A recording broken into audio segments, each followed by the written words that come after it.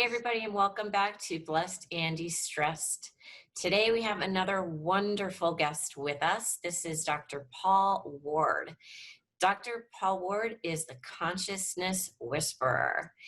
Paul is a conscious leadership coach. He is a director at the Global Center for Conscious Leadership, an inaugural member of the Conscious Leadership Guild, and author of the book, The Inner Journey to Conscious Leadership, 10 Practices for Leading Consciously. Paul is a member of the Board of Directors for Mental Health America of Palm Beach County, where he recently served as board chair. He's also an adjunct professor, small business owner, and hot air balloon pilot. Not many people can say that. Paul's PhD is in organization and management with leadership specialty. He divides his time between Portsmouth, England, and West Palm Beach, Florida. Dr. Paul, it's an honor to have you here. Thank you so much for coming and being part of this summit. And please tell the viewers a little bit more about yourself and how you got interested in this line of work.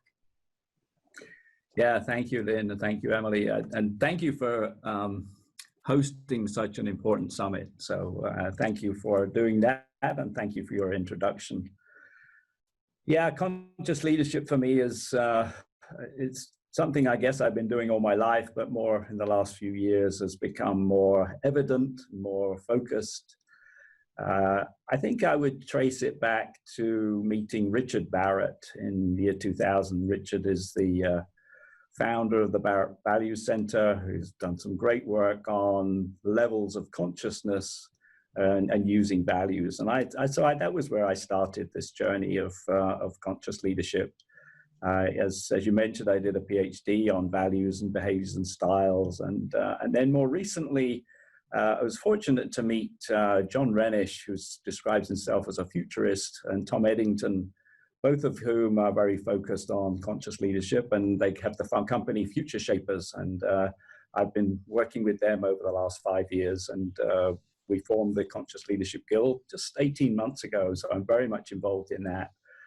And this is the right time for us to be thinking about leading more consciously. So for me, it's a great time to be talking about conscious leadership. That's wonderful. So let's start with, I think, the most obvious question.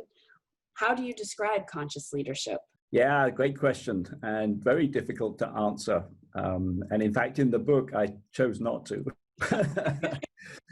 But the way I like to describe it is really with 3 themes, and that's awareness, intention, and action. So AIA, awareness, intention, action. And in the book, I describe the 3 themes as noticing what's going on, setting intention, and acting responsibly. So that's the way I like to think about a conscious leadership. And, you know, the questions that I ask conscious leaders, either in, you know, just in regular conversation or in my coaching sessions, is 3 questions around those 3 themes. So what am I noticing? What am I noticing about what's going on inside of me, what's going on around me, in others, in the environment?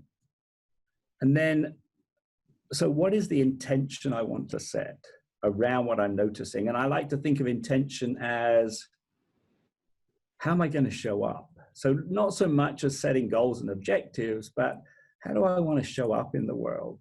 And so for me, that's setting an intention about who do I want to be? How do I want to show up? And then with that noticing, with that intention, you know, what are the actions, the responsible actions that I want to take in response to what I'm noticing and those intentions? So those are the 3 questions. So for me, conscious leadership is really about noticing what's going on, setting intention, acting responsibly. Those are the 3 things. And in the book, I mean, I described 10 practices. And, you know, those are some good aspiring practices. And I call them practices because we're practicing doing them. You know, we're practicing some of these, just trying to make them habits. So that's really what it is. And, you know, my intention is around raising consciousness. So, you know, my intention is to raise the consciousness of leaders around the world. The AIA, I mean, that's not just at the executive level, but that could be throughout the organization, right? Because you can be a leader at any level, really. But do you want to go into those 10 practices? Would you like to expand on those a little bit?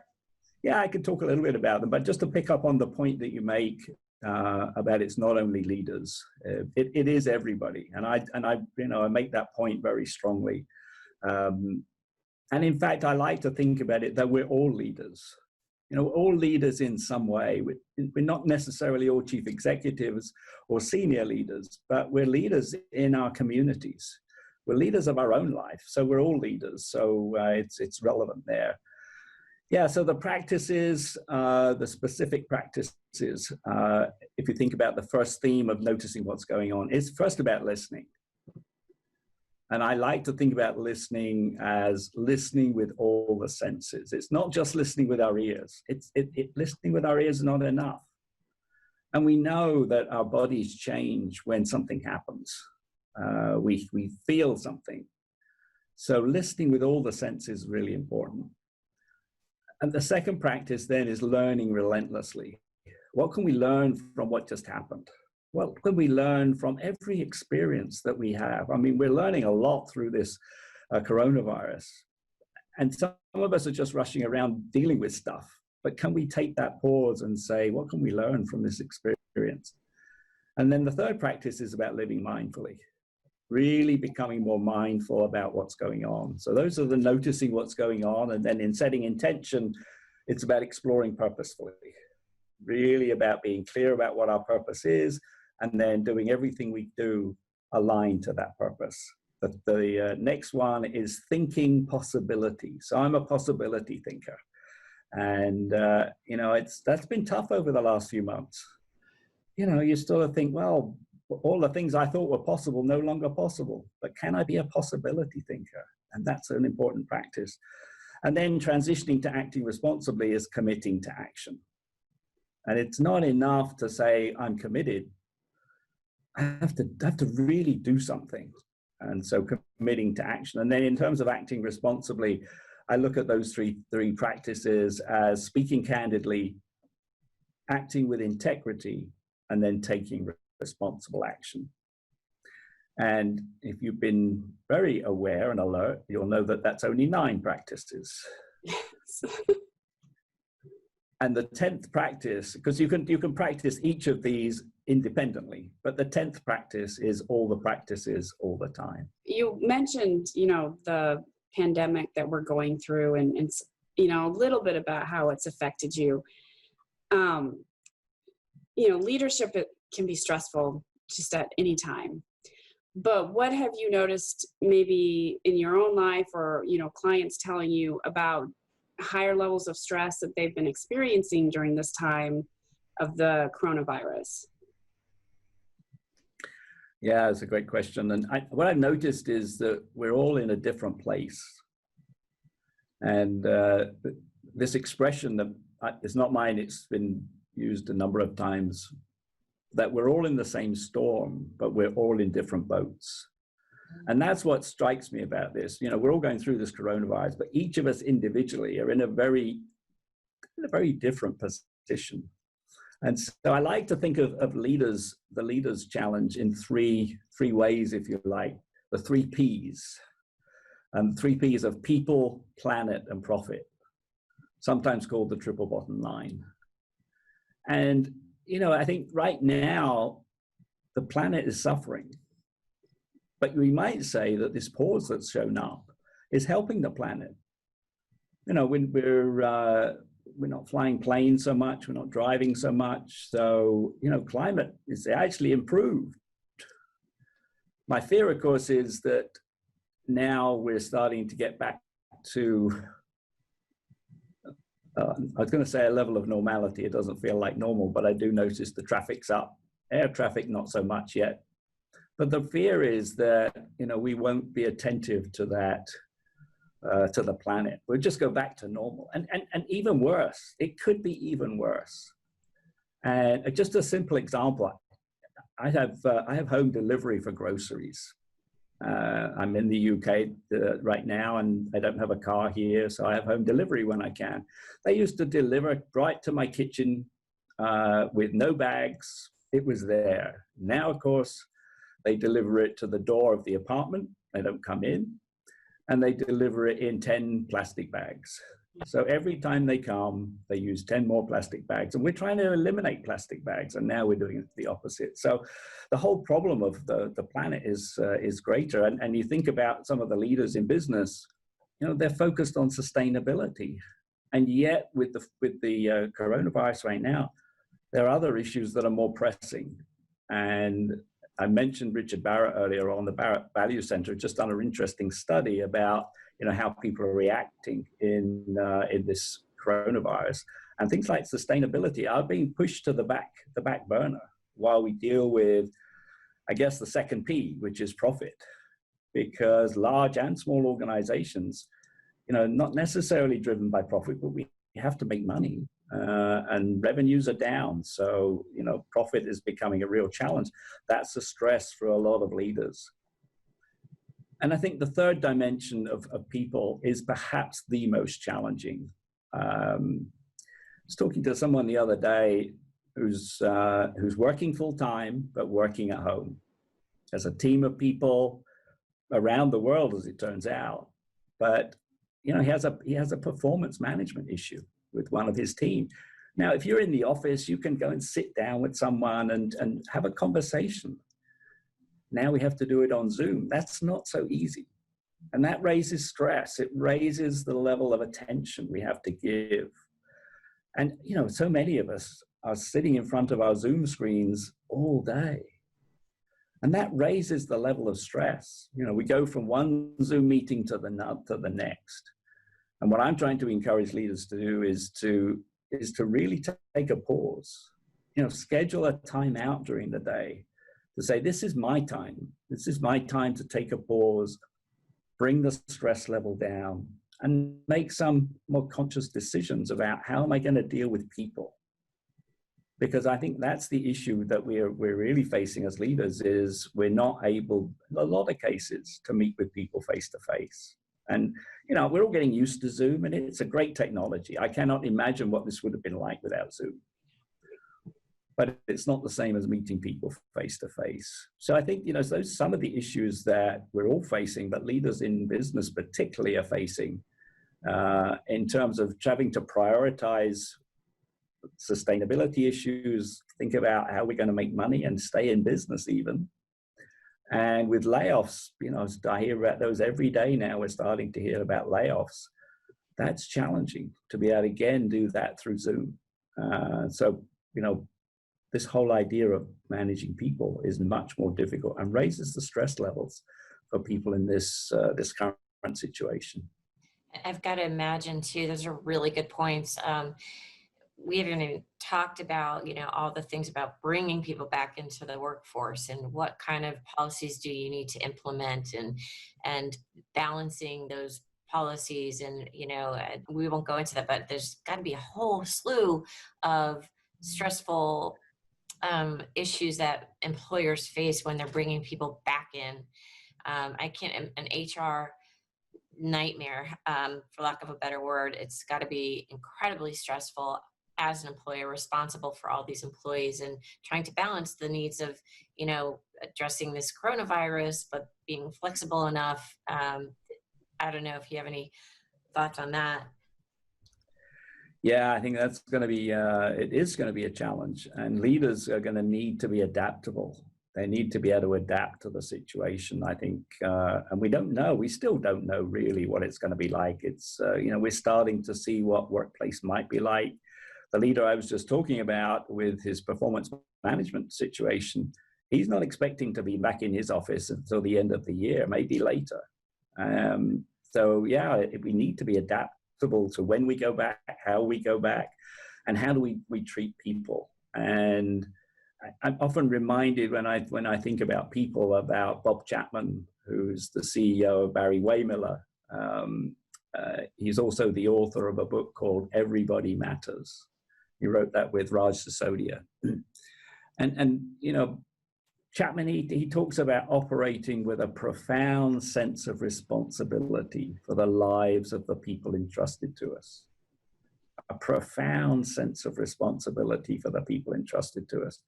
You know, for me, if we as leaders can show up with that focus, then, you know, that can help, you know, really say, I understand we're all going through a stressful time, but let's take care of the people.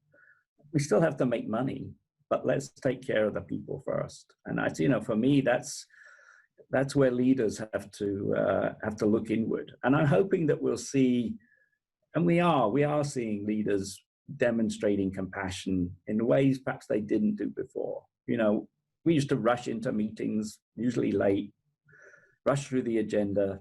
But now with Zoom, we're starting to spend a little bit more time to say, how are we doing? And really starting to listen. Comes back to this whole idea of listening with all the senses. And I'm hoping we'll see that continue as leaders develop those skills to be, you know, to be more compassionate, to be more adaptable, and to be more people focused. I like that. Yeah, a lot more human-centered approach, and I think that's happening. I want to go back to your book for a minute, because your book is titled "The Inner Journey to Conscious Leadership." So I want to see if you can tell us go a little deep into your own personal journey to conscious leadership. Yeah, well, it's a long journey, I have to say that. And maybe I'll go back a long way and then jump forward. When I was 6 years old, I had a baby brother, and he had a congenital disease, and he only lived 5 months. And then a year or so later, I had a little sister, and she had the same congenital disease and also only lived 5 months. And so, you know, my memories of that are, and I wrote this story some time ago now, I interviewed my parents about it. I wrote the story about the white coffins. And that's a memory for me. And, you know, I've often thought, what was the message there? And what I realized much later in life was that it really made me very aware of what's going on. Just awareness. And that's really what is important about consciousness. It's becoming aware. And so for me, that was an important lesson. Now, if I jump forward, you know, more recently, the journey to conscious leadership has been inspired, as I've mentioned earlier on, by some really influential leaders, people like Richard Barrett, who I was fortunate to meet actually 20 years ago now. I met him by chance in New Jersey when he had just written his first book, and I've been able to spend time with him and follow him for a long time. And so his introduction to the 7 levels of consciousness built on Maslow's hierarchy has always been a sort of foundation for the work I've done on values-based leadership and more recently on conscious leadership. 2 other milestones, I think, for me along this journey were 2 real journeys. I'd had the opportunity to go on what we call a wilderness journey up on the boundary waters between the US and Canada up in Minnesota. And this was 6 days in the wilderness with Craig Neal, and just a wonderful experience, and including a solo day where we spent, you know, individually, we spent a day without contact with people. So for me, that was life-changing. And then the following year, I went to Africa, to the Serengeti, and did a 15-day walking safari with Richard Leider, who was I mean, he's written, I think his 10th book is just coming out, but he's perhaps well known for the book, The Power of Purpose. So that was a real turning point for me to really become close to purpose, to be aware of purpose. And we can talk about that later on, but, you know, becoming more purposeful was a big part of becoming more of a conscious leader. So, and I'll say, I met John Renish and Tom Eddington, both very much in terms of conscious leadership. And, you know, all of those milestones build into something that really makes me an aspiring conscious leader, and also someone who wants to help others on their own journey to conscious leadership. So you say that, raising our consciousness results in higher levels of confidence and higher performance, and that raising consciousness can reduce stress. So with that in mind, what can leaders do to raise their consciousness, to increase confidence and reduce stress? Yeah, it's an important question today. And when I think about leadership today, for me, there's a leadership crisis in the world. And, that's quite evident as we look, particularly in the political arena, how leaders have coped with this coronavirus. And not just now, but it's heightened our awareness of the crisis of leadership. And we see it in business too, and in government, wherever we are. There's some great leaders out there, don't get me wrong. But there are a lot of leaders who really struggle. And so for me, I want leaders to be waking up. That's really what it's about. Waking up, become more aware of themselves, more aware of others, more aware of our environment, whether that's the environment where we are working or our community or the planet. Those areas are really important. And if we can increase our awareness, we can begin to set clearer intentions. And for me, that's where we can start to raise our consciousness. That brings up the confidence, raising confidence. I think those are the things that we can do. And it starts with awareness. It really starts with awareness. We have to become more aware so that we can set those intentions. And the other thing about confidence for me is it's about belief. It's about belief in ourselves, belief in our capability, our ability to be really the best, to do the best we can do, and perhaps more than the best we can do, be the best we can be. So if we can get leaders to become more aware of themselves and of others and the world around us, clear intentions about how they show up, then we can develop the confidence in the actions that we take. And I just want to make a distinction with mindfulness or mindful leadership and conscious leadership. Mindfulness has become, mainstream now. We're really starting to be much more mindful. There are mindful practices in business today, in organizations. And mindfulness is really important, to be present. And I like Jon Kabat-Zinn's definition of mindfulness. He says it's paying attention in a particular way, on purpose, in the present moment, without judgment. And so that's, for me, is mindful leadership, mindfulness. But to get to conscious leadership, we need mindfulness with action. And that's really the thinking behind the whole idea of conscious leadership, mindfulness with action. With all that in place, being aware, setting intentions, being mindful about the actions we take, we can start to raise our confidence in life. And if that comes up, then our stress will go down. That's my experience with myself and with the clients I work with. I love that. And I appreciate so much that distinction. And, when you can tap into that confidence and that awareness, and there's some personal power that comes with that. And I don't mean like power over, but power within. And then you just kind of, from that comes action, I would think, with integrity, whether it's a non-issue. But I want to go back to something we mentioned early in the introduction, because you describe yourself as a consciousness whisperer. What do you mean by that? What is a consciousness whisperer?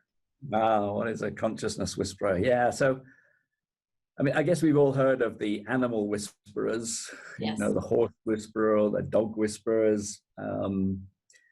And if we think about them, they tend to be people who have the capacity to understand and interpret animal behaviors and communications. And so when I think of a whisperer, typically that whisperer speaks quietly, listens attentively, and gets in tune with what's going on in the animal, or in my case, with the business leader or the coaching client. So it is very much about that speaking quietly and listening attentively. And on my new website, I have a whole list of descriptions of the characteristics of consciousness whisperers, but just to give a taste, and you'll see it links very closely with the thinking of conscious leadership. But I like to think that conscious whisperers listen with all the senses to what people are saying and doing and who people are being. And I think consciousness whisperers show up with love and compassion. We don't often talk about love in the workplace, but we're starting to do that now. So really showing up with love and compassion, creating a quiet, safe space where clients, whoever they need to be, can say whatever they feel they need to say. Let me just say one more, if you like. Consciousness whisperers speak quietly to allow others to hear their own inner voice, speaking with confidence and clarity.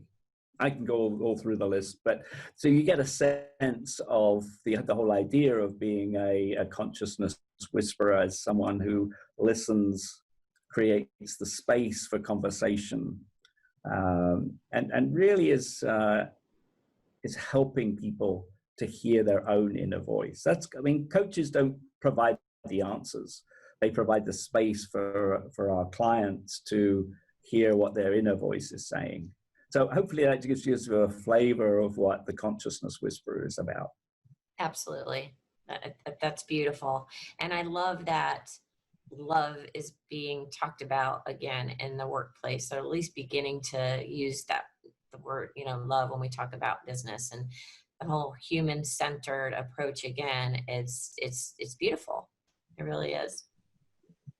So you said you were a qualified hot air balloon pilot. That is not something you hear about very often. You said a balloonatic. I think that's a great word, a balloonatic. I don't know if you consider yourself a balloonatic, but how has being a hot air balloon pilot influenced your leadership journey? Influenced your journey in general, or has it? Yeah, well, it has. I started ballooning in 1990, so it's been a big part of my life for a long time. And I think, first of all, in terms of a leader, you get to be the captain of your ship. And it's an airship, it's a hot air balloon, but you get to be the captain of the ship. And you're leading typically a volunteer team who helps you inflate it, get it in the air. And then hopefully when you land somewhere, and I don't know if any of you have been on a balloon ride, but you never know where you're going to land. So hopefully they show up and help you pack the balloon away. So that's a part of being a leader of a volunteer team. So I think that's important. I think one of the other things, I talked about purpose a couple of times, and for me, the journey has been around purpose. And when I don't have it anymore, I had a ballooning website. I had a commercial operation in New York a few years ago, and we used to fly at the weekends, taking passengers for hire. And I used the tagline on the website and also on the business card of taking people higher. That's what we do in a balloon, we just take people higher. And I was working with a purpose coach just to try and help me define, what was my life purpose? How do I describe it in 10 words or less? And through a sequence of coaching sessions, I was able to use that to uncover a purpose statement. And it's been my purpose statement for a long time. And I took taking people higher and added in spirit, in business, and in life. Wow. So it's the purpose statement in 10 words or less. It's 10 words, but taking people higher in spirit, in business, and in life. So for me, the big part of both the ballooning journey has been very linked to purpose. And so I even took my purpose coach for a ride on his 50th birthday. So that was the trust we had between us, and still I'm in touch with him. So that's great. But it also taught me about confidence. And I don't know if we have time. It's a little bit of a longer story, but if we have time, I'd love to share the story. Absolutely. Okay, so this was a learning experience rather than a success experience. But I guess I was soon after I qualified, and I got my UK license in '92, I think. I have a commercial rating in the US as well. But I think a couple of years after that, I had the opportunity to fly the balloon across the English Channel from Dover to Calais. And now it's not that no one's ever done it, but there were going to be about 50 of us that were going to get up, and we did very early one morning, drive down to Dover or somewhere close, and we were going to fly the balloon across the English Channel. Now, there's a very narrow segment of wind that would get us there. The challenge is that if the wind was just a little to the sort of the east, we go up to the North Sea, and if it was a little bit to the south, we'd end up going way down the peninsula there, and we'd miss the land. And so there was just a very narrow sector of wind that we were allowed, but it looked good, and we started off. And there was a mast somewhere along the coast between Dover and Folkestone. And we were told that so long as we were left or east of that mast, we would be okay to get across the channel. And so, I took off along with a lot of other people. I was the pilot in command. I had another pilot with me. We had extra gas so that we would run for an extra long time. We had a life raft attached to the outside, just in case we had to ditch in the sea. Mind you, it was February, so it wouldn't have been much use, but we had to take that life raft. And we took off. I mean, we just took off. And the launch site was 8 miles from the coast. So this was the idea, was that there would be time from launch to the coast to decide whether we would abort or go. And I started off, and I was not to the east of that mast. But I knew that I could come down, and you can adjust the height, and you can get the wind to take you in certain directions anyway. And I was on track for that mast. I thought I could just be to the left. Now, bear in mind, I'm just a new pilot, and there were a lot of very experienced pilots who I very trusted around me. And a couple of miles into this balloon ride, these experienced pilots started to land and say, "No, this looks too risky." And, I had the choice. I'm on track for that mast. I thought I could do it. Yet there were a lot of very experienced pilots around who were saying, "No, we're gonna land." And that day, I think there were 50 balloons, 43 landed, and 7 balloons went across and landed in France. And for me, that's one of my biggest regrets in life. I didn't have the confidence to go against all these experienced pilots. And it was just one of those days where I knew it was the right thing to do. But I've spent my whole life wishing that I had the confidence in myself, the belief that I was left of that mast and I could get there. And it just sort of reminded me of the Hockey Hall of Famer, Wayne Gretzky. And he said, we all know this quote, "You miss 100% of the shots you don't take." You miss 100% of the shots you don't take. And for me, I missed that opportunity. That opportunity never really came back to me. And so that experience really taught me to be bold, to be confident, to really take the shots. Yeah, missing sometimes, but also scoring some great goals. So for me, that taught me about higher confidence. I didn't have it that day. I think I've developed it since. It taught you a great lifelong lesson, though, didn't it? Yeah. I'm astonished because I guess I always thought you go up in a balloon, you have I don't know if I assumed you have a flight path, flight plan, but I didn't realize that you don't really know where you're going to land. You never do. The only thing that you can do is go higher or lower. And it turns out that wind is different at different heights. And so the steerage of a balloon is simply by going up and down and finding the different directions of the wind.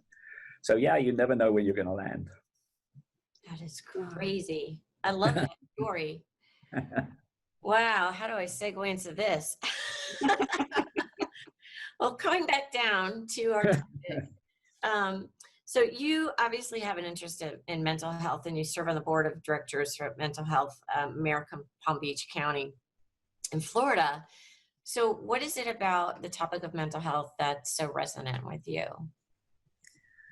Yeah, I think, one of the statistics is that every year, 1 in 4 people are affected by mental illness, either themselves or by a family member. And so, most of us can think of someone who has some type of mental illness. Sure. And for me, I'm not an expert on mental health.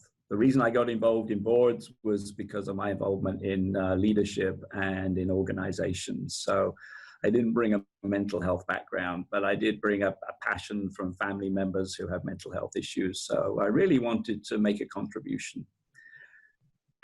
And this pandemic is having an incredible effect on people's mental health. I think all of us are suffering in some way. And for me personally, during the early weeks of the lockdown, I made a very conscious decision back in March. I was in the UK, and I made a very conscious decision to stay in the UK, not go back to Florida. Virtually all my family are here, and it was a very difficult decision, but I made the decision. And 2 or 3 weeks into the lockdown, I had a real heightened levels of anxiety. Anxiety built around fear of all sorts of things, fear of the virus itself, fear of the future, all of the uncertainty around it. And I wrote a blog post around it that, the whole idea of this heightened anxiety, what can we do with that? And, for me, it was just, I went through a couple of weeks of real challenge. And it took me a while I claim to be an expert in mindfulness and consciousness, but it took me a while to get through that. And sort of raised the question about, so what has anxiety taught me? And I met a few years ago, and I saw his quote on Twitter a couple of weeks ago, and it just struck me. Kevin Hines. And Kevin Hines was someone who jumped off the Golden Gate Bridge a few years ago with the intent of taking his own life. And he survived. He was one of the very few who survived. And he tells his story in a beautiful book and in speeches around the world. And I had the fortune of meeting him. And he's an inspiration. And on Twitter, he said, what it taught me was that I can always survive the pain. And I think that's a good message. I can always survive the pain. And I think that's about anxiety. I can always survive. It's not easy, but I can survive. And at the same time, I came across Rhonda McGee's STOP technique, STOP. And that helped me a little bit. And let me just describe what it is. It's a practice for helping reduce anxiety. So the S is simply for stop. To pause, take a moment of mindfulness, really to put a stop to that negative inner voice. So stop, the S is for stop. T is to take a conscious breath. Just breathe, focus on the breathing. And then the O, observe, notice what's going on inside you, becoming aware of thoughts and emotions, body sensations, bringing in love and compassion, just letting go of the tension and the anxious thoughts. And then the P is proceed with intention, taking whatever step comes next consciously and with increasing confidence. So practicing those steps, the STOP technique, is really helpful. You could find that on mindful.org just to find the practice, but it's just very simple. So the fact is that fear and uncertainty are going to linger. We're going to be fearful. Nothing we can do about that. And the uncertainty, life is going to be uncertain. That's one of the things that I've learned over the last couple of months. Life is going to be uncertain.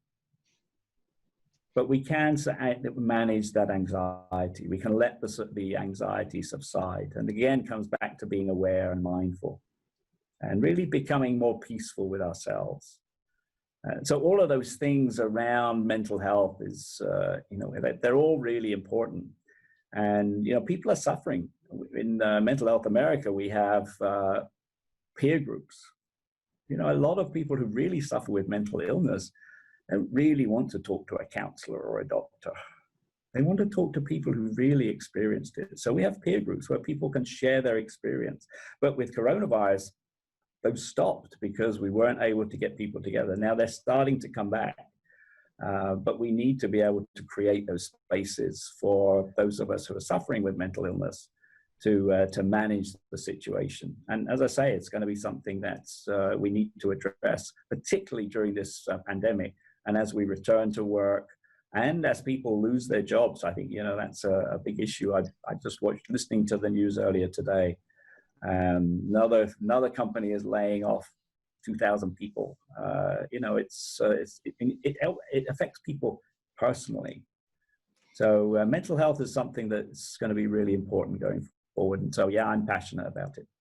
And this is, we're already seeing studies come out that are showing that since coronavirus and lockdown, there's increases in anxiety and depression and PTSD and OCD and all sorts of things. And people are still, we're continuing to see people losing jobs, and we haven't even yet begun to see people, the foreclosures and the loan defaults and the businesses failing. That's going to be coming down the pike in big numbers. And I mean, there's going to be a real need for resources out there. People are hurting now. Unfortunately, I think it might get worse before it gets better in that regard. But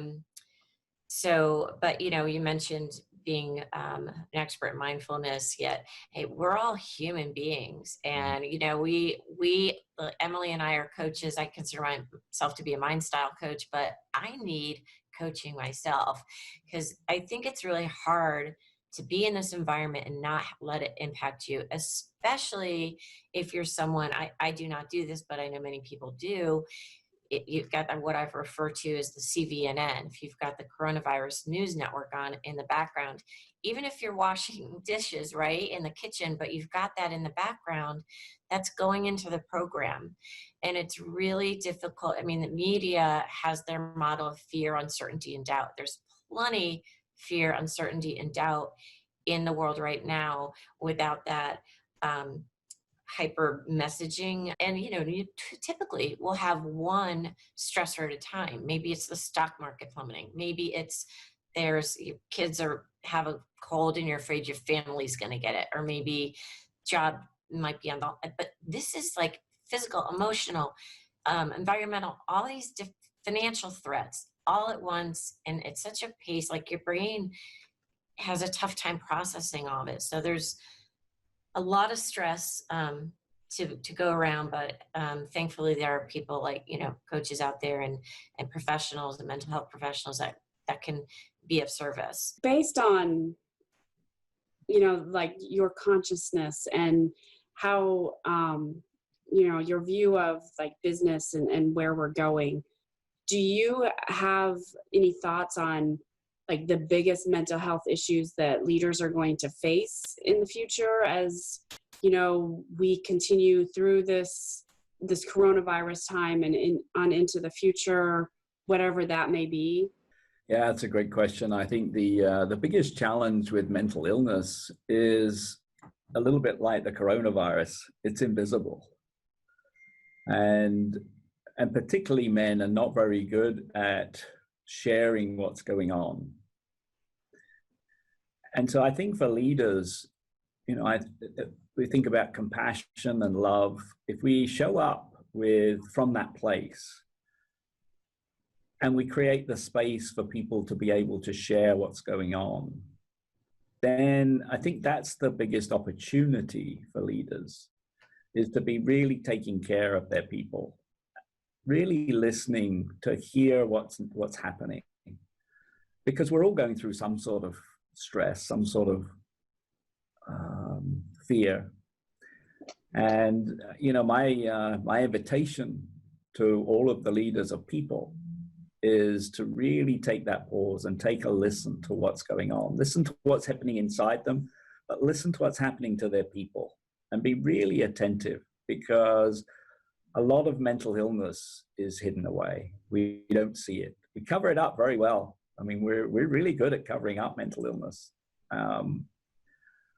But as we continue on this journey, I'm hoping that we'll see leaders being much more attentive to what's going on in their people and recognizing that we're all going to need care, whether it's professional care or just someone to listen. That those are going to be important steps. Yeah, I think so. And people all over the globe are hurting. This is just not, I mean, that's the stresses pandemic as well as the virus. Mm. I'm just curious, like, you know, these conscious business leaders are really way showers.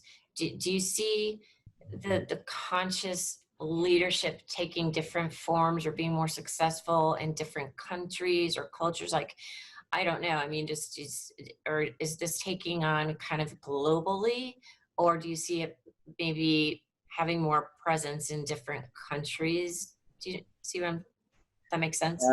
It's a difficult one to answer, and I think it's difficult to generalize. So for me, I look for specific examples of people who are able to demonstrate conscious leadership. And there are those around. I mean, Paul Polman, who was the chief executive of Unilever for a long time, you know, he's a great example of someone who's, you know, being very careful with his people and also looking at sustainability. And I mentioned Bob Chapman. One of my, the people I look to is Richard Branson. I know not everyone likes his style. But he's also a hot air balloon pilot, so you know, he's crossed the Atlantic, so you know, he's been a little bit further than I am. But he's also someone who takes care of his people, and so you know, I think we need to find those role models and encourage them. I mean, there's plenty of consultants and coaches doing some great work on conscious leadership, and we have this Conscious Leadership Guild, which is doing some great work. What we want to be able to do is to attract business leaders into that field. So, and there are a few, but we want to see them be role models and encourage others. So I think it's much more individuals rather than, you know, different areas. And, you know, one of my passions is to encourage people everywhere to raise their consciousness. You've mentioned a couple of times the Conscious Leadership Guild. Can you just tell us a little bit about what that is and what it offers? Yeah, so it's a membership organization established primarily in California. That was where the founders are. It is an international organization. We're currently at around 100 members, and the objective is very much to be a learning organization. And so, you know, if you remember, the word guild was the sort of master-apprentice model, where if there was a trade, you went to learn from the master. And so that was the idea of a guild, that we would learn not from a master's apprentice relationship, but recognizing that we're all apprentices in this field. And so the idea of learning. So we hold 2 retreats each year. Now, the last one was meant to be in April. So we're meant to be in Santa Cruz, California. I was planning to be there. We had a similar event last year, but coronavirus put paid to that. So we've converted that into we did convert it into a virtual event. And we're just beginning the planning for the September retreat, and that will be a virtual event over 3 days. And so it's an environment for us to share experience and to work on particular aspects of conscious leadership. So one thing I'm involved with the Guild is an ecological action special interest group, really to say, so when we look at the climate and we look at the planet, what can we be doing if we look through the lens of conscious leadership? And so it's a very it's a very new organization, but it's emerging, and we're hoping that it will grow and be a beacon for encouraging and to learn about conscious leadership. That's great. I think the world needs it now, especially. I mean, I think it's probably always needed it, but I think now especially, to increase our consciousness. So with that, you keep talking about taking a pause and being mindful. Do you have like a mindfulness exercise that you do that maybe you could share with us? We can. I talk about a moment of mindfulness. And in fact, there is one on YouTube that I recorded, but we could do a moment of mindfulness, just a simple procedure. And so I'm just going to invite you to just to put your feet flat on the floor and close your eyes if you wish, or just soften your gaze. Just invite you to have a straight back, perhaps just a little bit away from the back of the chair. And just focus on your breathing. And we'll just take some really deep, calming breaths. So breathing in through the nose, holding just for a few seconds, and then breathing out through the mouth, and just letting the out breath be a little longer than the in breath. So a few really deep breaths.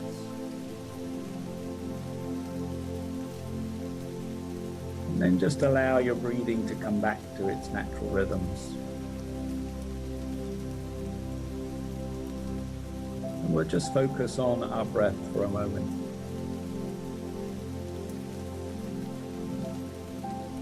Now thoughts come up.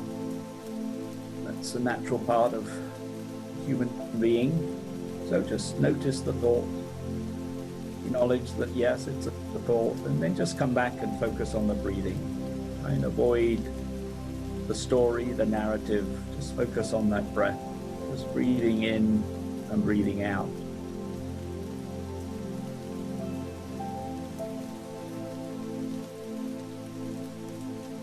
And let's just imagine a tree.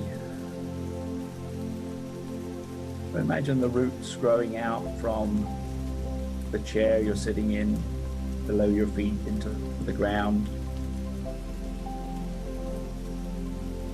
Just going deeper into the earth, tapping into the energy of the earth, bringing that energy up into your body.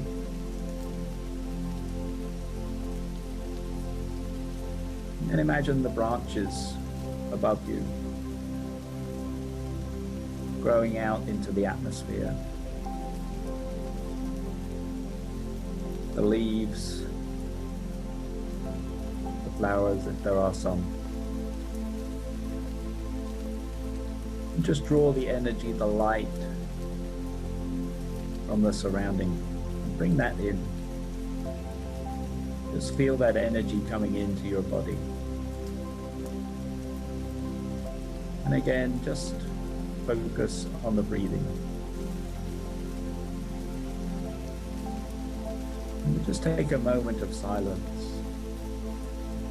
Notice the thoughts that come up, but then come back to the breathing.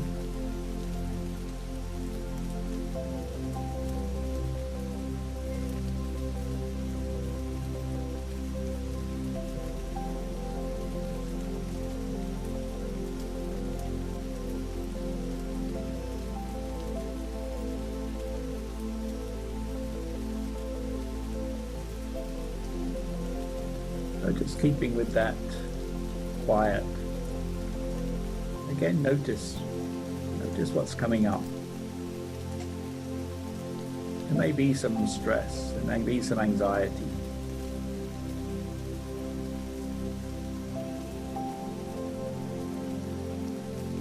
As you think about what's coming up in those thoughts, begin to set an intention around how you want to be, how you want to show up in response to what you're noticing.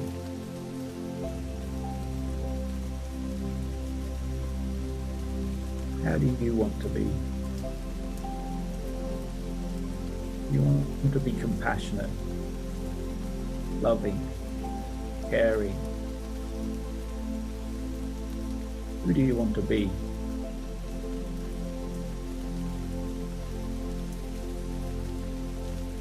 So we can notice, we can set an intention. And then as you think about the next steps, as we bring this meditation to a close, look at what responsible action you might take in response to what you're noticing and the intention that you've set. Commit to taking that action.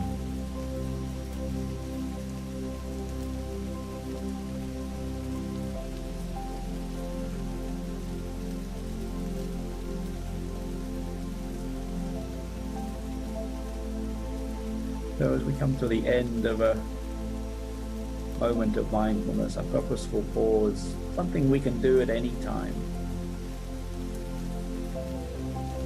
I invite you to take another 3 really deep breaths.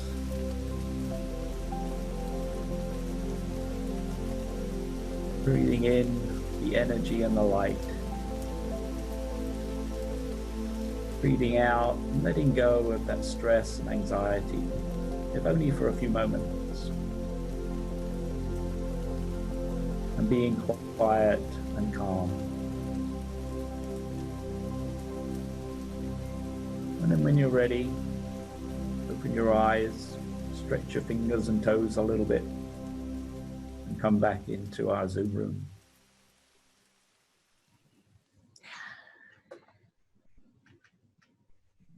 So I don't know, it's just a few minutes, but it's something that, even if it's a few seconds, a few minutes, a few seconds of a purposeful pause or a moment of mindfulness, particularly when we're going into a stressful situation. I was talking earlier on about performance management issues.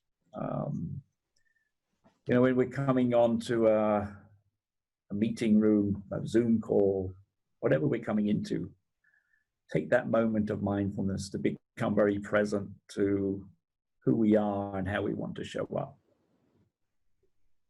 So I just invite everyone who's listening just to take that time. And there are many of these things on YouTube. The moment of mindfulness, it's called a moment of mindfulness on my YouTube channel, and you can find it. Actually, an easier way to find it is to go to my blog post on the consciousleadershipbook.com blog page and just type in moment of mindfulness. And there's a slightly longer version of that, 6 or 7 minutes. But you don't need to take that long. You can just take a few breaths just to become centered and calm. And for me, that's a very important practice as we just to lower our anxiety and raise our consciousness and raise our confidence. Even if we were to do that at the top of the hour, every hour, just for a couple minutes. Yeah. Just reset the brain, calm ourselves down. That's that I can feel the difference already. So if you could offer that maybe that's one good tip. If you could offer 2 more for reducing or managing stress, what would they be? Yeah, I think it really is around awareness for me. It really is focusing on what's going on. And I use this phrase, noticing.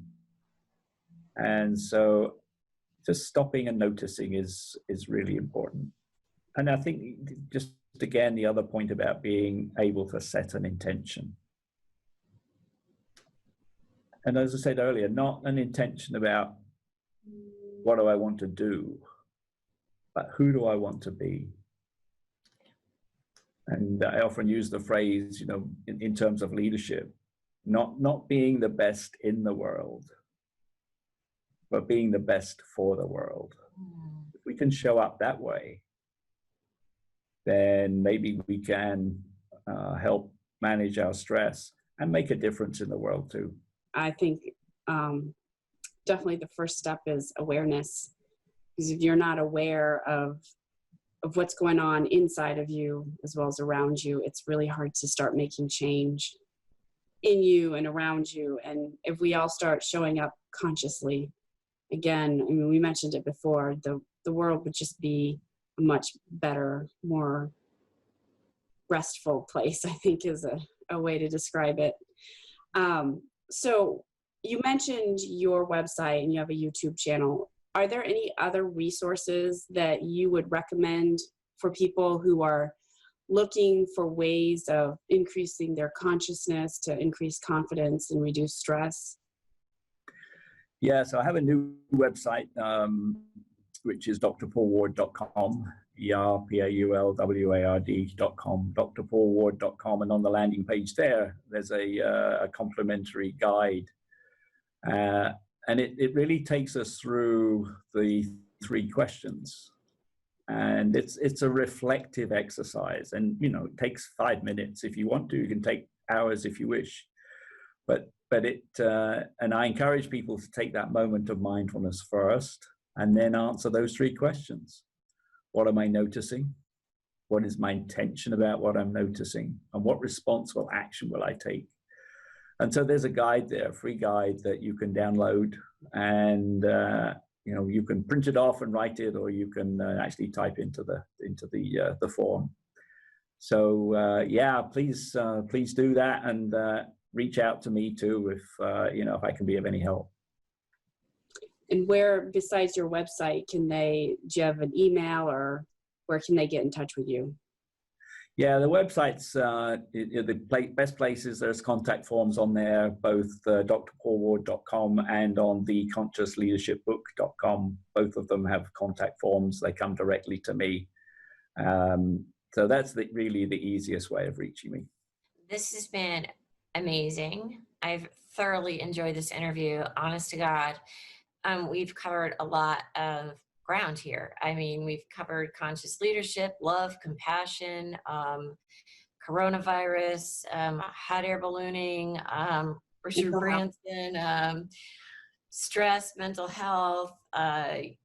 We've just been around the world in a hot air balloon of conscious leadership. It's been amazing. So thank you so much, Paul. I've thoroughly enjoyed it. I really appreciate you coming here, and it's a really important topic that you've shared, and thanks for sharing all your knowledge and wisdom with us today. Thank you for the opportunity, and again, thank you for hosting this summit. I think it's really great work you're doing, so thank you again. Thank you. Thank you.